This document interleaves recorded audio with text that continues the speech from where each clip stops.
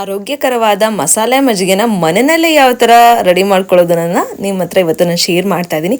So ತುಂಬಾ health benefit ಇದೆ. So must try ಅಂತಲೇ ಹೇಳ್ಬೋದು.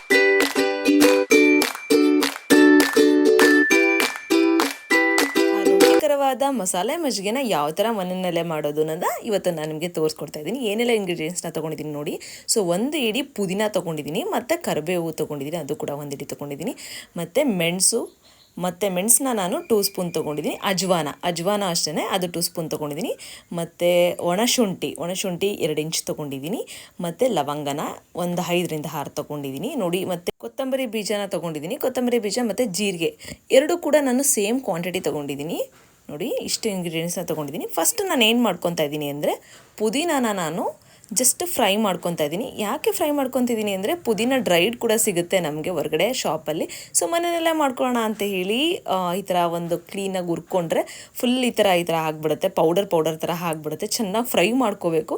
ಸೊ ಜಸ್ಟ್ ನಮ್ಗೆ ಫ್ರೈ ಮಾಡ್ಕೊಂಡ್ರೆ ಸಾಕು, ಹಸಿಯ ವಾಸನೆ ಎಲ್ಲ ಹೋಗಿ ಅದು ಜಸ್ಟ್ ಪೌಡ್ರ್ ಆಗಿಬಿಡುತ್ತೆ. ಕರಿ ಲೀವ್ಸು ಅಷ್ಟೇ, ಸೊ ಕರಿಬೇವಿನ ಸೊಪ್ಪು ಅಷ್ಟೇ ಚೆನ್ನಾಗಿ ಹುರ್ಕೊಂಡ್ರೆ ಪೌಡರ್ ಥರ ಆಗಿಬಿಡುತ್ತೆ.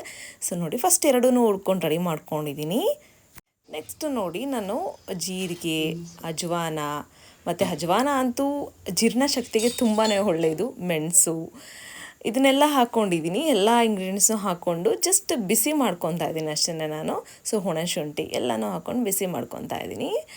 ಸೊ ತುಂಬಾ ಒಳ್ಳೆಯದು, ಆರೋಗ್ಯಕರವಾಗಿರುತ್ತೆ, ಜೀರ್ಣಶಕ್ತಿಗೆ ತುಂಬಾ ಹೆಲ್ಪ್ ಆಗುತ್ತೆ. ಊಟ ಆದ ನಂತರ ಈ ಒಂದು ಗ್ಲಾಸ್ ಮಜ್ಜಿಗೆನ ಕುಡಿದ್ರೆ ಡೈಜೆಷನ್ ತುಂಬಾ ಚೆನ್ನಾಗಾಗುತ್ತೆ. ಯಾರಿಗೆಲ್ಲ ಡೈಜೆಷನ್ ಇಶ್ಯೂ ಆಗಿರುತ್ತೋ ಅಂಥವ್ರಿಗೆ ತುಂಬಾ ಒಳ್ಳೆಯದು, ಮತ್ತು ರುಚಿಯಾಗೂ ಕೂಡ ಇರುತ್ತೆ. ಸೊ ಜಸ್ಟ್ ಬಿಸಿ ಮಾಡಿಕೊಂಡು ನೋಡಿ, ರೆಡಿ ಆಯಿತು. ಇದು ಅಷ್ಟೇ ನೋಡಿ, ಯಾವ ಥರ ರೆಡಿ ಆಯಿತು ಅಂತ ತೋರಿಸಿದ್ದೀನಿ. ಪೌಡರ್ ಥರ ಆಗಿಬಿಡುತ್ತೆ. ಸೊ ಇದನ್ನು ಒಣಗಿಸಿ ಪೌಡ್ರ್ ಮಾಡಿ ಇಟ್ಕೊಬೋದು, ಅಥವಾ ಈ ಥರ ಮಾಡ್ಕೊಡೋದ್ರಿಂದ ಸಡನ್ನಾಗಿ ಮಾಡ್ಕೊಬೋದು. ನೋಡಿ ಎಷ್ಟು ಆರಾಮಾಗೈತಂತ. ಸೊ ಎಲ್ಲ ಇಂಗ್ರೀಡಿಯೆಂಟ್ಸು ನಿಮಗೆ ಗೊತ್ತಾಯಿತು ಅಂತ ಅಂದ್ಕೊಂಡಿದ್ದೀನಿ. ಸೊ ನೋಡಿ, ರೆಡಿ ಆಯಿತು. ಇದನ್ನು ನಾನು ಏನು ಮಾಡ್ತೀನಿ ಅಂದರೆ, ಪೌಡರ್ ಮಾಡಿಟ್ಕೊಂಡು ರೆಡಿ ಮಾಡ್ಕೊತೀನಿ ಮಿಕ್ಸಿಯಲ್ಲಿ. ಮನೆಯಲ್ಲೇ ಮಾಡ್ಕೊಳ್ಳೋದ್ರಿಂದ ತುಂಬಾ ಚೆನ್ನಾಗಿರುತ್ತೆ, ರುಚಿಯಾಗಿರುತ್ತೆ, ಆರೋಗ್ಯಕರವಾಗೂ ಇರುತ್ತೆ. ಇದಕ್ಕೆ ಸ್ವಲ್ಪ ಪೌಡರೆಲ್ಲ ಆದಮೇಲೆ ಸ್ವಲ್ಪ ಹಿಂಗೆ ಹಾಕ್ಕೊತೀನಿ. ನಮ್ಗೆ ಎಷ್ಟು ಬೇಕು, ಒಂದು 1/4 ಸ್ಪೂನಷ್ಟು ಹಿಂಗೆ ಹಾಕ್ಕೊಬೇಕು. ಹಿಂಗು ಮತ್ತು ಸಾಲ್ಟ್ ಹಾಕ್ಕೊಬೋದು. ಸೊ ರುಚಿಗೆ ತಕ್ಕಷ್ಟು, ನಮಗೆಷ್ಟು ರುಚಿಗೆ ತಕ್ಕಷ್ಟು ಉಪ್ಪು ಬೇಕು ಅಷ್ಟು ಉಪ್ಪೆಲ್ಲ ಹಾಕ್ಕೊಂಡು ರೆಡಿ ಮಾಡಿಟ್ಕೊಂಡ್ರೆ, ಸೊ ಡೈಲಿ ನಾವು ಊಟ ಆದಮೇಲೆ ಈ ಒಂದು ಗ್ಲಾಸ್ ಮಜ್ಜಿಗೆನ ಈ ಒಂದು ಸ್ಪೂನ್ ಹಾಕ್ಕೊಂಡು ಒಂದು ಲೋಟ ಮಜ್ಜಿಗೆನ ಕುಡಿದ್ರೆ ತುಂಬಾ ಚೆನ್ನಾಗಿರುತ್ತೆ. ಜೀರ್ಣಶಕ್ತಿ ತುಂಬಾ ಚೆನ್ನಾಗಾಗುತ್ತೆ. ನಮಗೆ ಏನೇ ಒಂದು ಊಟ ಆದ ನಂತರ ಡೈಜೆಷನ್ ತುಂಬಾ ಚೆನ್ನಾಗಾಗುತ್ತೆ ಅಂತಲೇ ಹೇಳ್ಬೋದು. ಮತ್ತು ತುಂಬಾ ಒಳ್ಳೆಯದು ಕೂಡ.